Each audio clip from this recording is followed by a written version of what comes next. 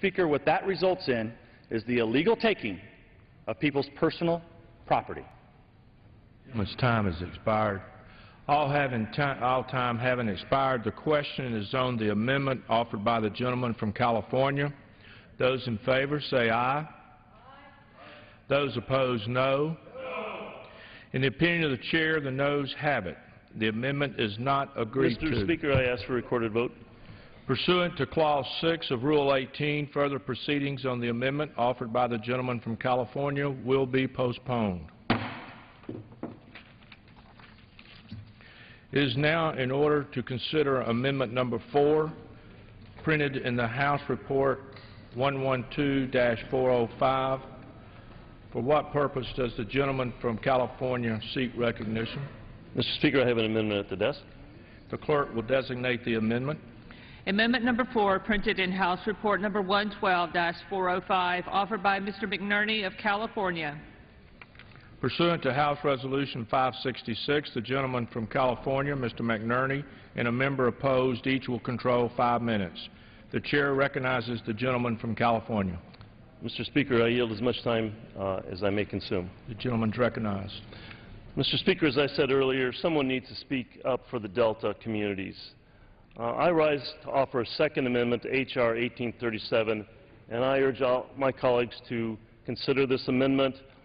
As my colleagues now know, I'm very honored to represent the people of the San Joaquin Delta.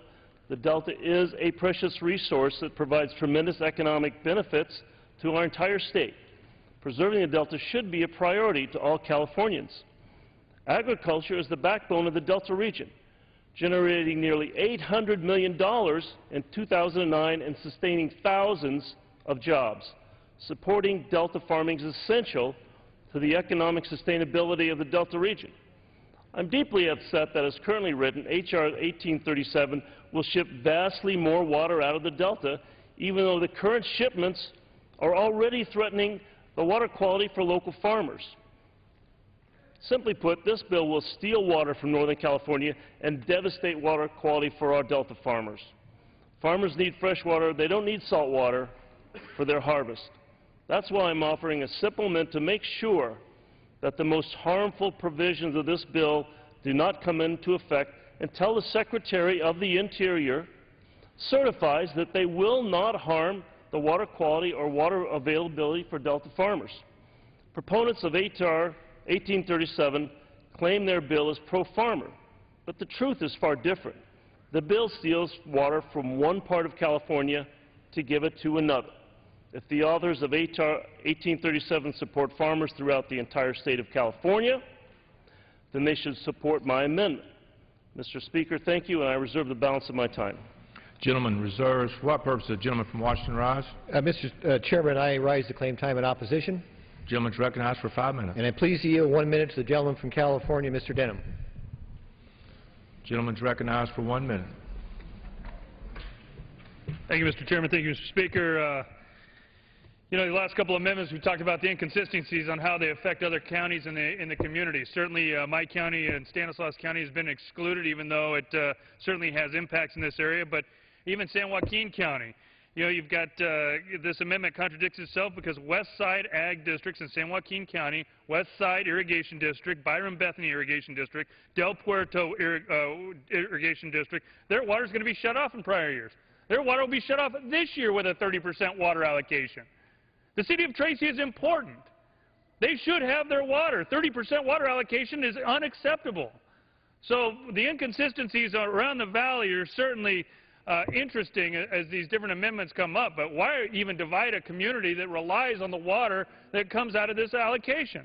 Mr. Chairman, I yield back. Gentleman yields back. Gentleman from California. Mr. Chairman, I thank my colleague for his remarks. Drought affects everyone. My big concern here is protecting the water quality of the Delta.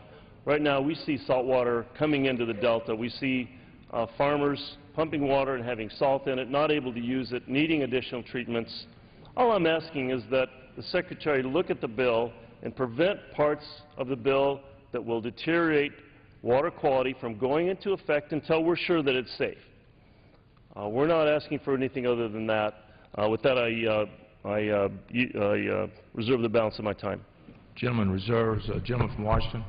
Thank you, Mr. Chairman. I am pleased to yield 2 minutes to the gentleman from California, the author of this legislation. Gentleman is recognized for 2 minutes. Thank you, Mr. Chairman. Once again, I will say that Delta communities are protected in this bill. They're concerned about water quality. This bill allows water to move through the Delta. They're concerned about maintaining their ability to divert water. This bill allows them to do that. It ensures their private property rights and their rights to their water.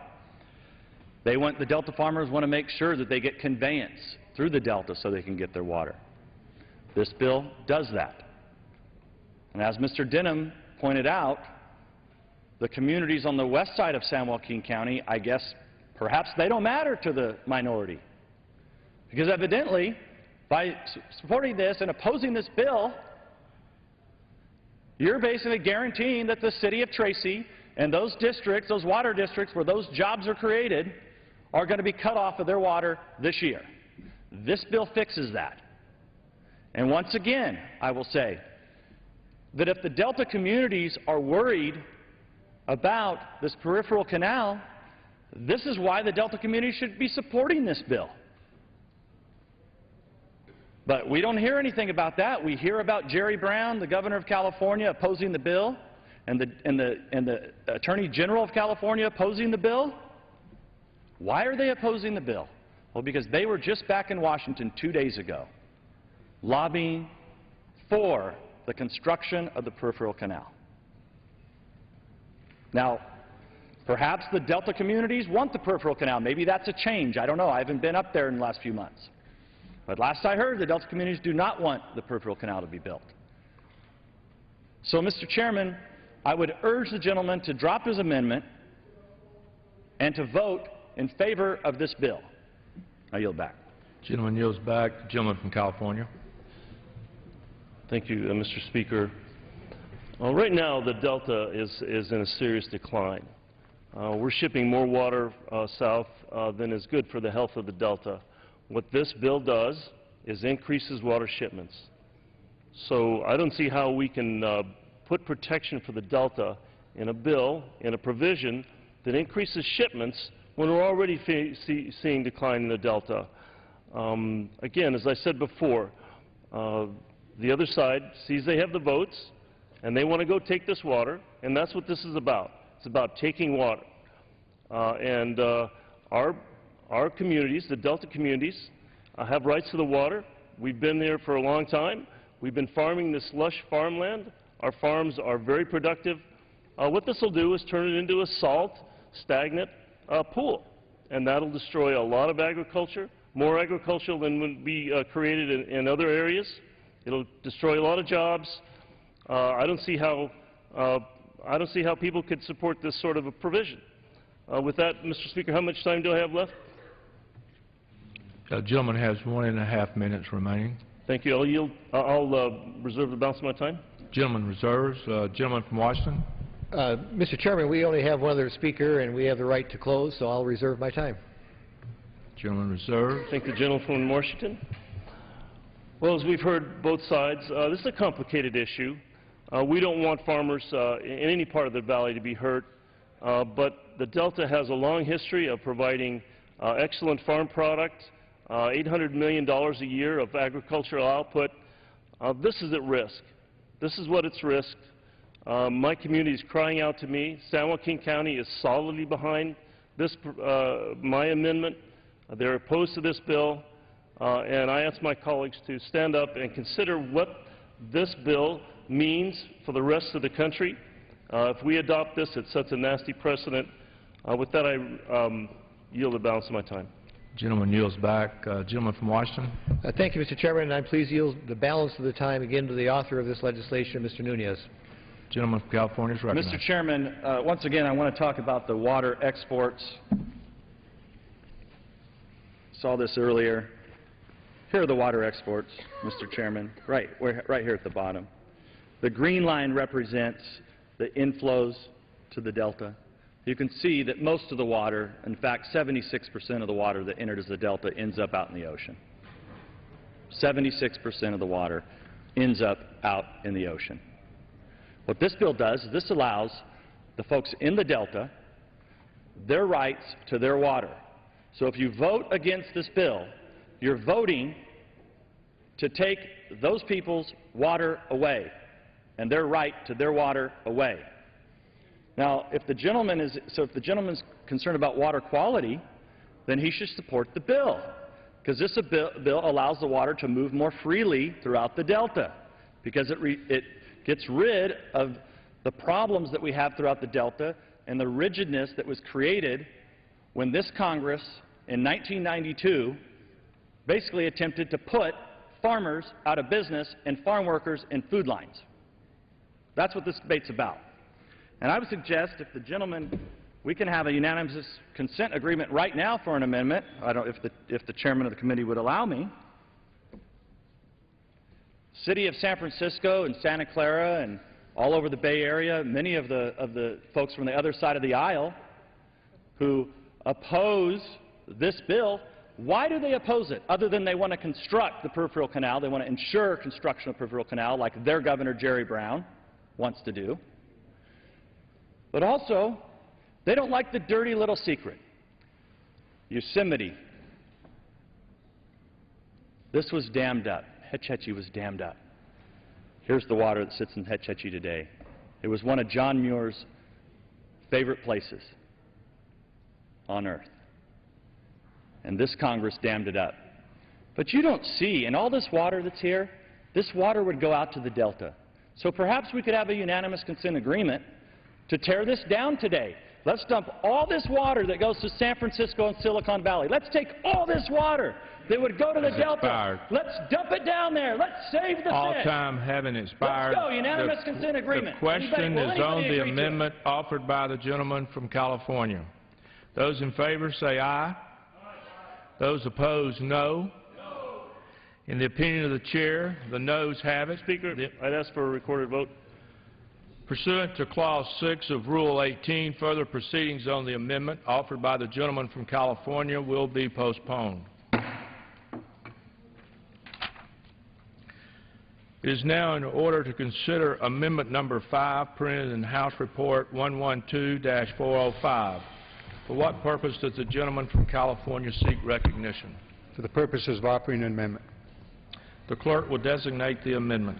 Amendment Number 5, printed in House Report Number 112-405, offered by Mr. Garamendi of California. Pursuant to House Resolution 566, the gentleman from California, Mr. Garamendi, and a member opposed, each will control 5 minutes. The chair recognizes the gentleman from California. Thank you, Mr. Chairman. I've heard some of the most amazing things in the last 20 minutes that I'm absolutely sometimes unable to even respond to them. First of all, let's get a couple of things straight before I go to the amendment. The water that is delivered by the Central Valley Project, either under the CVPIA or under the original law, is water that is under contract. It is not a property right. It is water that is granted by reason of a contract between the federal government and the individual water districts to take that water. It is not a property right. Now, certainly the farmers own their property, and that is a property right, but the water is not. And by the way, that water, on every one of those contracts, there are shortage on most of those contracts, particularly the ones that are not replacing riparian water rights. That water, those contracts all have shortage provisions, so that when we have a drought, and we certainly have been in that situation in California today, and we were back in 2008 and 2007, there are specific requirements in the contracts to reduce the amount of water. So all of this poppycock we've been hearing around here today about 100%, it's just not the way it has ever been and never will be unless the contract provisions remain or in this bill become law, and that's where my amendment comes in. It simply removes from this bill the contract provisions in the bill and goes back to the original law. Now, the original law, which is the CVPIA, which amended the earlier law, has many, many provisions, and in fact it does provide up to 850 acre-feet of water for the National Cemetery in the San Joaquin Valley. That, by the way, is wiped out, as also wiped out by the proposed bill before us, the water for the Tuolumne County Regional Water Agency. So if I represented those counties, I might be concerned about what was happening here. Understand that many other provisions of this law are important, and that is that we did not know back in 1990-92 what was going to happen with water. The state was in the process of adjudicating the water rights, the Water Resources Control Board, and so the law took into account their decision. Now, what's happening here in this bill is the removal of the power of the state to allocate its water, to look at the water resources and to make some sense out of what is happening with water. Apparently, we're not going to care about that anymore, and we're simply going to bring to the federal government the power to appropriate water in California. That's precisely what happens here. Now, there was an improvement, and I'll grant the chairman of the subcommittee credit for eliminating the perpetual nature of the contracts that were in the original bill that was brought to the fore. Good as far as it goes, but all of the other requirements that are in the CVIP that are wise requirements about how the water is to be allocated from north to south, from the environment to the farmers, and among the farmers are all removed. And the power of the state to allocate that water using the Water Resources Control Board, which has been the traditional method, is also removed, giving rise to this point, that this bill overrides state law. And if you are any other state that has a reclamation project in it, beware. Beware what is happening here in the House of Representatives this day. You too could be at risk at some interest group in or out of your state seizing your water. I reserve the remaining time. Gentleman reserves. For what purpose does the gentleman from California rise? Mr. Chairman, I rise to claim time in opposition to the amendment. The gentleman is recognized for 5 minutes. Thank you, Mr. Chairman. Perhaps my friend from California was not listening when I presented the manager's amendment, which addresses this very subject. As I pointed out to him, apparently he has a short memory. He had objected to the successive renewal provision that he claimed was in the bill, but very specifically said he felt he could probably live with 40 years on the amount of time for these contracts. As I've tried to point out to him repeatedly, the measure and explicitly as amended does restore the contracting provisions used throughout the western United States for contracts involving CVP water. The gentleman says that his amendment puts the contract provisions back to the original law. No, his amendment does not do that. This bill puts the contract provisions back to the original law. That's the Reclamation Law of 1939 as amended July 2nd, 1956, the very provisions that are restored in this bill. What his measure does is to continue to single out the Central Valley Project uniquely among all of the reclamation projects across America as the one project that can only get 25-year financing. The problem, of course, with that is that these contracts require a degree of certainty over the long-term costs. That's why the 40-year contracts are in place with every other project at the Bureau of Reclamation in the United States, just as was the fact for the Central Valley Project until it was amended by Congress in 1992. The gentleman says this overrides state law. The CVPIA overrode state law, and the gentleman was very supportive of that at the time. He obviously has concerns over long-term memory loss as well. I would simply point out that this measure simply says that the CVP contracts will be treated on the same basis as every other contract in America, and with that I reserve the balance of my time. Gentleman reserves. Gentleman from California. Mr. Chairman, may I inquire as to the time remaining? You have 1.5 minutes remaining. 90 seconds. Well, first of all, if the gentleman would listen carefully, I was always referring not to the 1956 law, but rather to the CVPIA, the 1992 law.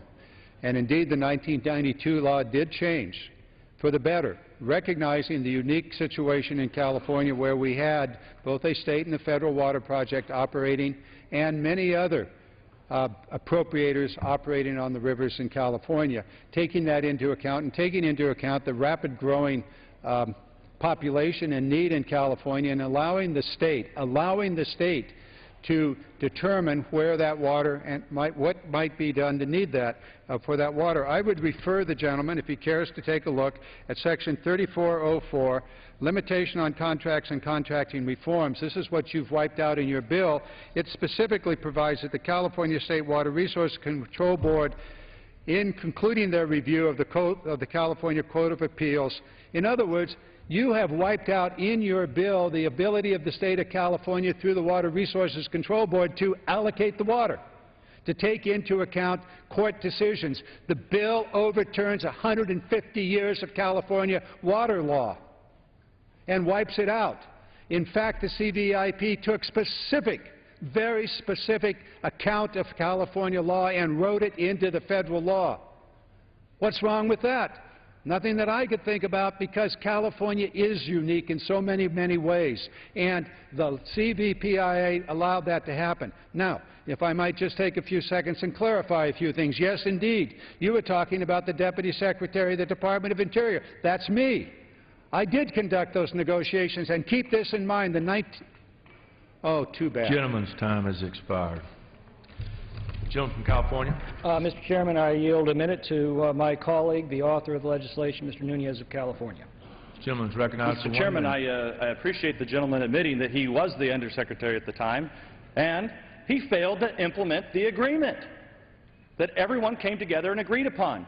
Now, earlier, we had the gentleman from California who was the author of the 92 Act, who came down to the floor, berated farmers, berated production agriculture, and admitted that it was his goal to get rid of production agriculture. So why did they at the time change from 40-year contracts to 25-year contracts? Folks, I think this is something that the American people will understand. American people listening right now from other states may not understand a whole lot about what we're talking about. But they will understand this, and farmers across America will understand this, that when farmers borrow money on their land, many times they have to do it under 30-year agreements with the bank. So I have to ask myself, why in 1992 did they move this to 20 to 25 years? I beg your pardon? I yield an additional minute to the gentleman. Additional minute. Gentleman. Why did they move in 1992 to 25 years? Conveniently, that made it very hard for farmers to get loans on their land, especially when they were not sure if they were going to have a water supply. And that's what this bill tries to fix.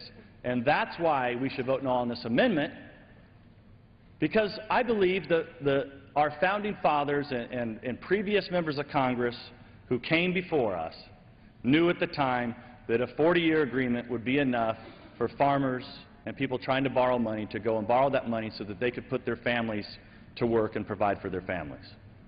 So that's why we should vote no against this agreement. When we had the author down here berating production agriculture, we know what the intent was of 1992, and we've seen the chaos that's been created since 1992. And that's what we fix in this bill. I yield back. Gentleman's time has expired. Gentleman has 30 seconds remaining. Thank you, Mr. Chairman. First, I want to correct one thing. I said that the 40 years is common throughout the western United States. I do need to point out again that the Hoover Dam was actually given a 50-year contract. The amendment fully addressed the concerns that were expressed by the gentleman over the successive renewal provisions in the contracts. I think we made it very clear that the conditions of the contracts have to be agreed to by both parties. The gentleman himself in markup said he could live with 40 years. He's obviously reconsidered. This measure simply sets right a wrong that was done in 1992 and treats the CVP as every other reclamation project. And with that, I yield back. Gentleman's time has expired. The question is on the amendment offered by the gentleman from California. Those in favor say aye. Those opposed, no. The opinion of the Chair, the noes have it. The amendment is not agreed to.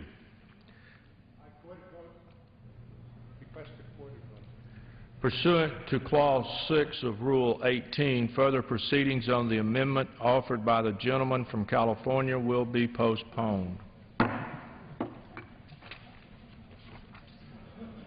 It is now in order to consider Amendment Number 6, printed in House Report 112-405. For what purpose does the gentlewoman from California seek recognition? Mr. Speaker, I have an amendment at the desk I would request be made in order. The clerk will designate the amendment. Amendment number 6, printed in House Report number 112-405, offered by Mrs. Napolitano of California. Pursuant to House Resolution 566, the gentlewoman from California, Ms. Napolitano, and a member opposed, each will control 5 minutes. The Chair recognizes the gentlelady from California. Thank you, Mr. Speaker, and I yield myself such time as I may consume. Gentlelady is recognized. Thank you, sir. This is a simple amendment. It creates a revenue stream through elimination of debt without interest. In other words, ending free subsidy on $400 million. It requires that any new water contract or renewed contracts must reflect the price of water with interest and repay debt of the project to the Treasury with interest. It's a small but very important assist to continue to try to balance our federal budget, and we're always looking of ways to try to find these little, I call them pockets of money, to be able to help out. Reclamation established in 1902, it was meant to deliver water to farms with a maximum acreage of 160 acres to provide interest-free. It did provide interest-free on the cost of that project. Well, that was in 1902. Times have changed. Subsequent reclamation reform acts have changed acreage limitation along with the repayment contracts for these projects. Congressional action has also made repayment of project debt interest-free. I repeat, debt interest-free on $400 million for irrigators, while municipalities like mine and my constituency, power users, pay all the required appropriate interest.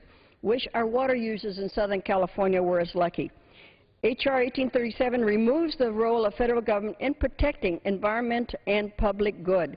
If we are removing the role of federal government, as we plan to do, protecting environment and public good, we should also remove the federal subsidy associated with renew or new water contracts. My constituency and anybody else's must be treated fairly, must be required to pay equally any additional interest on any future water contract and project. California foresaw the need for infrastructure. I'm talking about Southern California.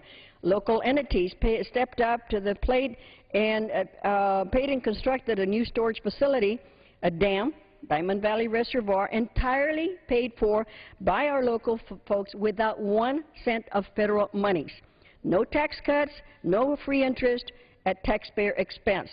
Eliminating this unfair subsidy will help cut our deficit, and I urge all my colleagues to vote yes on this amendment. Thank you, Mr. Speaker, and I reserve the balance of my time. Gentlelady reserves. For what purpose does the gentleman from California rise?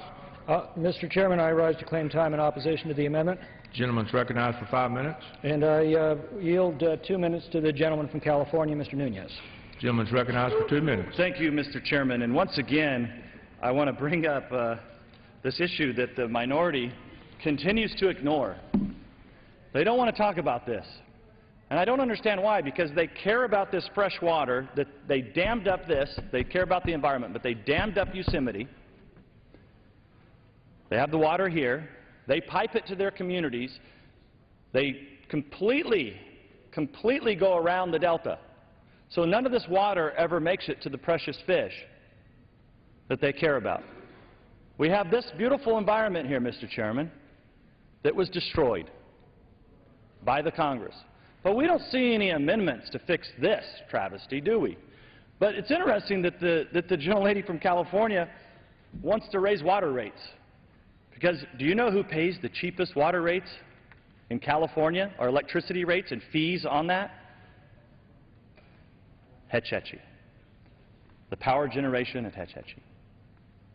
So perhaps we should have an amendment that would be offered that would not only make Hetch Hetchy pay today's fees that all the other folks in California are having to pay. If we want to do that, then we can make everyone would be on the same level playing field. But no, instead, this is an attack, once again, on farm workers and farmers, as usual. And I want to remind my colleagues that this bill saves $300 million. $300 million this bill saves. So if the ratepayers in San Francisco and Santa Clara and Silicon Valley and all over the Bay Area that want to have their precious water, well, they ought to pay the same fees too. And I would suggest and I would hope that maybe we would come back at some other time and deal with the issue and the unfairness of people who don't have any water in San Francisco, who are so hell-bent on taking people's water away. Gentlelady from California. May I inquire much time I have, sir? Gentlelady has 2.5 minutes remaining. 2.5. Thank you, Mr. Speaker. And it is my understanding then that my colleagues on the other side are arguing to keep a subsidy. News for us. Just as an aside, according to the California Department of Food and Ag, California Ag experienced a 9% drop in the sales value of its products in 2009 at the height of the drought. Now, the 81,500 farms and ranchers received $34.8 billion for their output, down from an all-time high of 38.4 reached in 2008. This was despite the water shortages and regulatory restrictions, and the state's agricultural sales for 2009 were the third highest in the record. That was 7, 8, and 9 were the years of the drought. The 3 highest years coincide with the 3 consecutive years of high ag sales. With that, I'd like to yield time to Mr. Garamendi. Minute and a half, sorry. Gentleman's recognized for 90 seconds. I thank you, Mr. Chairman. We're going round and round here, and at the end of the day, I think we need to step back from the heat of the debate and realize exactly what's happening here.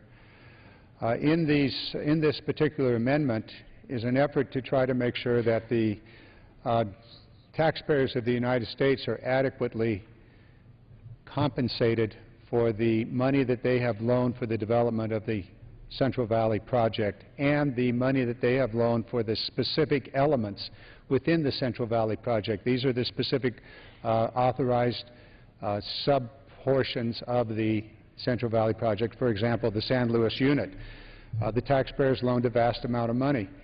When you look at the details in this bill, you will find that there's a very artful way of avoiding the full cost of repayment.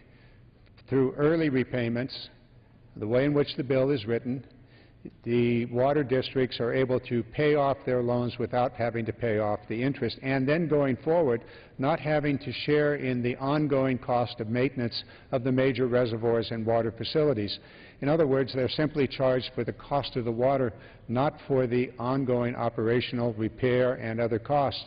It's very interesting, very artfully done, and once again provides an enormous subsidies to those who have had a very good subsidy for many, many years. It's not right. It ought not occur. The amendment before us simply says that if you're going to get a loan, you're going to have to pay interest. How much time do we have? Additional time? You have 30 seconds remaining. Yield 15 seconds to the gentleman. Gentleman's recognized for 30 seconds. So there's been, and you'll hear this from the other side as they close, oh, but you're going to be able to get some $300 million. Yes, that money will flow more quickly into the Treasury, to be sure, because it allows the water districts, as a result of the way in which this bill is written, to achieve an enormous advantage. They'll be able to get water into the future without having to pay the full cost of that water. And so on, when you look at it from the total accounting procedures, you wind up with an additional subsidy going to these water districts. It's not right, and it's not fair to the taxpayers. Gentleman's time has expired. For what purpose does the gentleman from California rise? Mr. Chairman, I yield 30 seconds to my friend from California, Mr. Nunez. Thank you, Mr. Chairman. I'll be very quick. The gentlelady from California is the biggest defender of the ultimate subsidy of all. Those are those mystery little Title 16 grants from the Bureau of Reclamation. They don't even charge interest. They just give those away. And that's an outrageous subsidy that goes to communities in Southern California and in the Bay Area of $1,500 an acre foot. So I guess we could offer an amendment to strip out all Title 16 money. I'd be willing to do that too. Let's strip out all the Title 16 money, all the subsidies that go to Los Angeles and Hollywood and San Francisco. Let's strip out the Title 16 money. Is the gentlelady willing to strip out Title 16 money? How much time? Gentleman has 2.5 minutes remaining. And how much time for the gentlelady? Their time has expired. Very well, then, Mr. Chairman, this amendment was rejected on a bipartisan vote when the gentlelady introduced it in markup, and it deserves a similar fate on the House floor. I mean, let's be clear about what this does. It singles out Central Valley project participants to pay a punitive surtax that is imposed on no other Bureau of Reclamation project in the United States. This surtax would be passed on to consumers through higher prices. The Central Valley project was already singled out for one punitive tax, about $50 million annually, by Congress in 1992 to fund an array of environmental slush funds. Now, I believe that beneficiaries should pay the cost of water projects, but they should pay only the cost of those projects and no more. These are not cash cows for the federal government to milk until they're dry. When the left speaks of corporate farms, you know, they often leave out the fact that virtually every family farm is incorporated, and that's who we would be singling out for what amounts to a special tax. And that tax can be paid in one of two ways: by employees through lower wages or by consumers through higher prices. And I have a modest suggestion for the gentlelady. Perhaps we should start putting people back to work rather than running them out of business. I've often criticized her colleagues for policies that have created the conditions that indirectly send water prices through the roof, but this proposal is quite bold. This proposal does so directly and dramatically. That's why several of her colleagues on the Democratic side abandoned her in committee, and why they would be well advised to do so again on the floor. With that, I yield back. Gentleman yields back, all time having expired. The question is on the amendment offered by the gentlelady from California. Those in favor say aye. Those opposed, no. In the opinion of the chair, the noes have it. Recorded vote requested. Pursuant to Clause 6 of Rule 18, further proceedings on the amendment offered by the gentlelady from California will be postponed. It is now in order to consider Amendment Number 7, printed in House Report 112-405. For what purpose does the gentleman from California? Thank you. Rise. Mr. Chairman, thank you. I have an amendment at the desk. The clerk will designate the amendment. Amendment number 7, printed in House Report number 112-405, offered by Mr. Garamendi of California. Pursuant to House Resolution 566, the gentleman from California, Mr. Garamendi, and a member opposed, each will control 5 minutes. The chair recognizes the gentleman from California. Thank you, Mr. Chairman. Once again, we need to step back and really understand the full impact of this particular piece of legislation that is before us. It has profound impact on California. We heard earlier a discussion about the Delta, 2 amendments put forth by my colleague, Mr. McNerney, and as he spoke to the issues of the Delta and the sensitivity of it. The Delta is the largest estuary on the west coast of the Western Hemisphere, and it includes the San Francisco Bay. It's a very sensitive estuary. It's dependent upon a flow of fresh water at certain times of the year, and this legislation very artfully, in a very complex series of languages and changes in law and word, takes 800,000 acre-feet away from the environment of the Delta, that would be the aquatic environment, and delivers it to the water contractors, the south of Delta water contractors. It's done in a way that it's hard to recognize, but when I asked the chairman of the committee what the purpose was, he stated unequivocally that it was to take the 800,000 acre-feet of water. The impact of that will be profound. So whatever you may say about the species in the Delta, the salmon, the striped bass, the smelt, or any other species, this theft of 800,000 acre-feet of water will have a profound and negative effect. It's water that is there to be used certain times of the year to carry out the necessary protection of species. Water that would flow down the river when the salmon want to migrate up the river. Water that would be there for the smelt when they are breeding or when they are moving into their breeding habitat. It is one of the biggest water grabs, at least in the last half-century, and it will have profound negative effects. When taken with the other provisions of the bill that wipe out entirely wipe out the Environmental Protection Act, the Endangered Species Act, the EPA Clean Water Act, all of those are gone in this bill, and now you're taking the water. And California protections for the environment, the California laws that replicate the federal laws, they too are pushed aside by this bill. And then you wind up taking the water on top of it. What is left for the Delta? What is left for the species in the Delta, the fish, the aquatic? What is left for San Francisco Bay? Not much. Not much. And that's why this bill is the worst environmental bill in many, many decades. Call it any other way you like, but that's exactly what it is. I reserve my remaining time. Gentleman reserves. For what purpose? Gentleman from California rise. Mr. Chairman, I rise to claim time in opposition to the amendment. Gentleman is recognized for 5 minutes. Mr. Chairman, this amendment, more than any other, focuses on the central issue surrounding this bill. What comes first, people or fish? In 1992, the Central Valley Project Improvement Act carved out 800,000 acre-feet to be dedicated to fish and wildlife purposes temporarily. In fact, during a Senate debate, the floor manager of the conference report, Senator Malcolm Wallop, pointed out that 800,000 acre-feet of CVP yield is upfront water designed to deal with the requirements of the Endangered Species Act and Delta requirements while the various mitigation actions are undertaken. The various mitigation actions were to build more supply so that 800,000 acres taken from the farmers would then be returned to them. That 800,000 acre-feet came out of allocations of the Central Valley Project that were agreed to by all sides. They were incorporated in the Bay Delta Accord, which this bill restores. But somewhere along the line, the federal government began treating this allotment as a floor rather than as a ceiling. Back in the mid-1990s, a zealous official in the Interior Department under Bill Clinton ordered that more than 1 million acre-feet of water appropriated by the Central Valley Project be used for purposes not authorized under water rights permits issued by the state of California. That preempted state water rights laws, I might add. And I believe the gentleman from California knows him.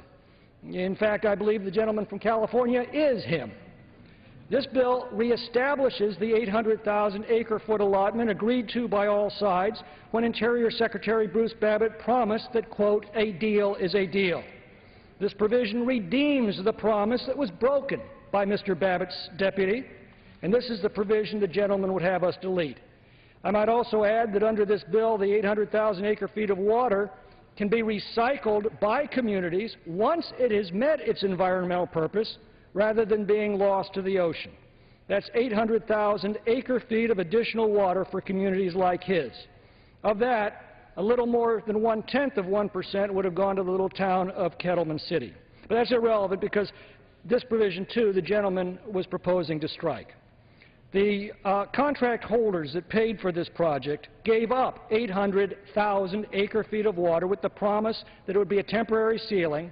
One broken promise after another changed this to a permanent floor, claiming more and more water be expropriated from the people who paid for it and dumped in the Pacific Ocean.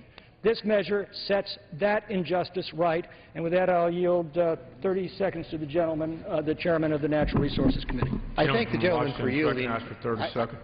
I thank the gentleman for yielding, Mr. Chairman, and I heard the author of the amendment state something and I will paraphrase that he spoke to the chairman of the committee on the allocation of the water, and supposedly the chairman of the committee responded back, "Take the water away." Number one, I do not recall ever having that dialogue with the maker of the amendment, but had he asked me, my answer would have been an equitable distribution of the water. So I just wanted to set the record straight, Mr. Chairman, because that's what I heard in the debate just previously. With that, I yield back my time. Gentleman from California. May I inquire as to the time remaining? Gentleman has 2 minutes remaining. 2 minutes. The chairman of the committee, if I did say the chairman of the committee, I believe I said the chairman of the subcommittee, in which case if I did, Mr. Hastings, you're quite correct. You were not there. The chairman of the subcommittee was whom I was referring to. With regard to the effect here, you can try to spin this any way you like, but the reality is that in the Central Valley Improvement Act, 800,000 acre-feet of water was dedicated to the environment. And it was not a temporary, it was part of what was to be done into the future. And the negotiations that ensued following the accord in 1994, those negotiations were specifically designed to reach an accommodation on how to meet all of the requirements of the Central Valley Improvement Act, including what to do with the 800,000 acre-feet. And I would point out to the opponents of this amendment that the accord was never, the 1994 Bay Delta Accord was never intended to be permanent. It had, in fact, a 3-year limitation, which led to my involvement when I became Deputy Secretary to try to work out a solution. And, in fact, we did. Unfortunately, the Westlands Water District, one of the proposed signatures to the bill, walked away from the table when everybody else was ready to sign. And we have been involved in this imbroglio ever since. Now, the 800,000 acre-feet is indeed taken away from the environment. No matter how you spin this, it's gone. It is the biggest theft of water, perhaps in modern California water history. 800,000 acre-feet. It may be recycled, but the control of it for the environment is lost. The environmental protections that go along with that water are gone. Both the state and the federal environmental protections, Clean Water Act, National Environmental Protection Act, California CEQA, all of those are gone as a result of this bill. This is the most amazing override of environmental law that I have ever seen in the 37 years that I've been involved in water policy throughout this nation. It is remarkable what is being attempted here, and we've got to stop this bill. The gentleman's time has expired. The gentleman from California. Thank you, Mr. Chairman. The gentleman's memory problem seems to have struck again. I do not recall making such a statement either, or intending to make such a statement. What I have said is that that 800,000 acre-feet, which now will become a ceiling rather than a floor, is in order to can provide the opportunity for recycling under this bill so that that 800,000 acre-feet, once it has served its environmental purposes, may then be used by communities throughout the Bay Area. With that, Mr. Chairman, I'd ask for a no vote on the amendment and yield back my time. Gentleman yields back, all time having expired. The question is on the amendment offered by the gentleman from California. Those in favor say aye. Aye. Those opposed, no. No. In the opinion of the chair, the noes have it. The amendment is not agreed to. Recorded vote. Pursuant to Clause 6 of Rule 18, further proceedings on the amendment offered by the gentleman from California will be postponed. It is now in order to consider Amendment Number 8, printed in House Report 112-405. For what purpose does the gentleman from Massachusetts rise? Mr. Chairman, I rise to offer an amendment along with Ms. Matsui and Mr. Thompson. The clerk will designate the amendment. Amendment Number 8, printed in House Report Number 112-405, offered by Mr. Markey of Massachusetts. Pursuant to House Resolution 566, the gentleman from Massachusetts, Mr. and a member opposed, each will control 5 minutes. The chair recognizes the gentleman from Massachusetts. Mr. Chairman, I yield myself 1 minute. The gentleman is recognized for 1 minute. Our amendment is simple. It would ensure that state law is upheld and that the best available science is used when making decisions about the complex California water system. Instead of using cutting-edge science, the Republican bill would take us back to 1994. So let me ask you, are you willing to give up your 2012 iPhone for a 1994 brick of a cellular phone? How about giving up your Prius for a Yugo, or using a phone book instead of Facebook? Would you rather fold a map or use Google Maps? The answers to these questions are easy, and so is this one. Would you trade the science of California water in 2012 for 1994 science? If your answer is no, if your answer is you want to use the best science, today's science, in order to ensure that we protect the water users and the environment, then vote yes on our amendment. I reserve, Mr. Chairman, the balance of my time. Gentleman reserves. The gentleman from California. Mr. Chairman, I rise to claim opposition time for the amendment. Gentleman is recognized for 5 minutes. And I yield 2 minutes to the gentleman from California, Mr. Rohrabacher. Gentleman is recognized for 2 minutes. I rise in opposition to this amendment. Long ago, my parents told me a truism that has been reconfirmed over and over again in my life. My parents both were raised on dirt-poor farms in North Dakota in abject poverty, and my father, who made a decent life for himself and for his family with the hard work and struggle, told me as a child when we visited those farms, he said, "Son, ordinary people are not going to live well in this country or any country unless there is an abundance of water and energy." And that's what all through my life I've seen, that those people who've had their water or energy restricted, it has hurt the ordinary people, the standard of living of the people of that country. And what we have faced in this country is a good example of that. What we've got is as a coalition of radical environmentalists who have, over the years, prevented America from having the energy we need to have a high and a good standard of living for our people. Ordinary people have suffered. The same is true when we're talking about water. Now, this radical coalition has never thought anything about constitutional rights and about whether it's states' rights to this or that. That has made no difference to them at all. The central issue is there is a vision that the radical environmentalists have in which people are less important than fish or little insects or reptiles. The bottom line is ordinary people, ordinary Americans should be our highest priority. What is it doing to their standard of living? And we have seen an attack on the standard of living of the people of California by depleting water resources that should go to them that instead are being committed to a tiny little fish that isn't even good enough for bait. Now, today is we're going to reaffirm in a very bipartisan fashion that no, the people of this body are elected to represent the well-being of ordinary Americans, to make sure we have the energy and the water we need to fulfill the American dream where everyone has a chance at a decent life. I yield back my balance of my Gentleman time. from Massachusetts. Yes, I yield 2 minutes to the gentleman from California, Mr. Thompson, so he can explain why the radical coalition includes the governors of 7 states that don't like this bill. I yield to the gentleman.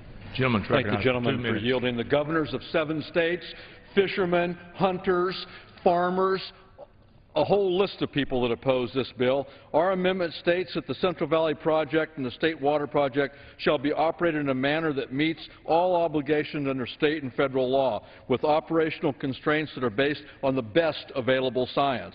More than 750 plant and animal species depend upon the Delta for their survival. Many of these then support important industries, such as fishermen, hunters, recreational industries, and farmers that promote local and state economies. We've seen what happens when science is ignored and environmental procedures are gutted for the sake of politics. In 2008 and 2009, salmon fisheries were forced to close because of low flows in the rivers. This resulted in the loss of over half a billion dollars and nearly 5,000 jobs, the same number that the proponents of the bill claim that their bill would create. The bill would prevent the use of the best available science and adaptive management in the Bay and Delta by permanently limiting agencies from acting on new scientific information developed since 1994. This alone ignores the last 15 years of the best available science. I urge a yes vote on this amendment and a no vote on this terrible piece of legislation. Yield back. Gentleman yields back. Gentleman from California. Mr. Chairman, I yield 30 seconds to my friend from California, Mr. Nunez. Thank you, Mr. Chairman. I just want to remind my colleagues, Dr. Peter Glick, we haven't heard from him today. Dr. Peter Glick, the man who comes to testify in Congress before the committee to tell us why it is so important that we take water away from farmers and families.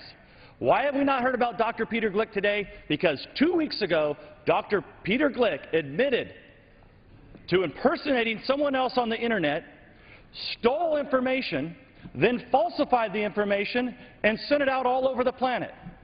But Dr. Peter Glick got caught. Dr. Peter Glick got caught. The main man that they support Gentleman's time got has caught. expired. A gentleman from Massachusetts. May I ask, Mr. Chairman, how much time is remaining on either side? The gentleman has 2.5 minutes remaining. Great, thank you. And could I ask on the minority? 2.5. 2.5 minutes. Then I will yield 2 minutes to the gentlelady from California, Ms. Matsui. Gentlelady is recognized for 2 minutes. Thank you. Mr. Chairman, I rise in support of this amendment. I've always said the solutions to our country's resource problems must be based on sound science. To do otherwise is simply foolish and severely short-sighted. Mr. Chairman, H.R. 1837 ignores years of scientific research on the health of California's watersheds. This bill pretends that science does not exist. We don't believe the earth is flat. We don't believe that thunder is made by bowling balls. We know better. Science has given us the answer to so many questions about the world in which we live. We have used science to discover the truth. H.R. 1837 will prevent the use of the best available science and adaptive management in the Bay Delta by permanently limiting agencies from acting on new scientific information developed since 1994. This amendment before us would require us to use the scientific research that we have on California's natural resources. It would allow us to acknowledge the research has shown us to be true. This amendment is critically important to California, to every state in this union. Mr. Chairman, lastly, I keep hearing that the Sacramento area supports this bill. I represent the Sacramento area, and I can tell you that both the city and county of Sacramento strongly opposes this bill. I urge my colleagues to support this amendment and to reject the bill. Gentlelady's time has expired. Gentleman from California. I'll continue to reserve my time. Gentleman reserves. Yes, Massachusetts. Mr. Chairman, I am the last speaker on our side, so I would appreciate if the majority could... and I'm the last speaker on our side, so... And would you be able, Mr. Chairman, to tell us who has the right to conclude debate? I'm sorry. Yeah, the gentleman from California. I mean... The gentleman from California does. You. I have the right to... Massachusetts. I have the right to conclude debate? Oh, the gentleman from California has the right to close. The gentleman from California has the right to debate. And could you again tell me how much time I have remaining? 1 minute. Excuse me? 1 minute. 1 minute. Well, I yield myself that 1 minute in order to just say this. If we don't do anything else here, at least we should say that we're going to use science. We're going to use the best available knowledge about science to ensure that this legislation does not invoke the law of unintended consequences, that we understand what we're doing. And I don't know why the Republicans have this aversion to using modern science. But I will tell you this, that this is going to be a defining vote here on the House floor. Do the Republicans actually believe in science? Do they want modern science to be used, or do they want some science from 2 decades ago to be used? The importance of using science is it doesn't depend on one man. It relies on hundreds and thousands of scientists testing each other's works. The Republican bill would ignore 18 years of work by hundreds and thousands of scientists to reach today's consensus because they want that old science in order to take care of the special interests that Gentleman's cannot time has live expired. with the The advance that gentleman has from been made California. in the knowledge about the implications of what would happen Gentleman under their from bill. California. Mr. Chairman, the devastation of the Central Valley of California occurred because of the breaking of a federal promise, a federal agreement. The gentleman from California says, oh, it wasn't an agreement at all, it was just a suggestion. Well, that's not what the Interior Secretary said at the time. He said a deal is a deal. And if it turns out there's a need for additional water, it'll come at the expense of the federal government. The senator who carried the conference report on the Senate floor said it was a deal, a temporary measure until additional water was brought online. This bill redeems that promise. The amendment offered by the gentleman from Massachusetts would have us break that promise forever. As I started earlier, we keep hearing, well, that was then and this is now, science has changed, so should our policy. If that's the case, then the federal government's promises are worthless. They mean nothing. That was a promise agreed to by all parties. It was broken by the federal government. What they're referring to is not science. It is ideology masquerading as science. So has said the federal court. Now we have news from the Klamath that one of the scientists involved in the reports is now charging that the department subverted science for political ends. It is time that the ideological zealotry that threw thousands of families into unemployment be replaced with practical and fact-based solutions that keep our promises. It's time that we placed a higher value on human lives than on the bureaucratic dictates of the environmental left. That's what this bill does. That's what the gentleman's amendment would prevent. Finally, the gentleman would insert a requirement that the Act require the best available science to move forward. Well, the gentleman knows that what he has termed best available science was literally thrown out of court, with the court saying not only was it not the best available science, it wasn't science at all. The only practical effect of the provision is to provide employment for the only growth sector left in California's economy, environmental lawsuits, intended not to win, because ultimately they do lose, but rather to delay projects indefinitely and make them cost prohibitive to pursue.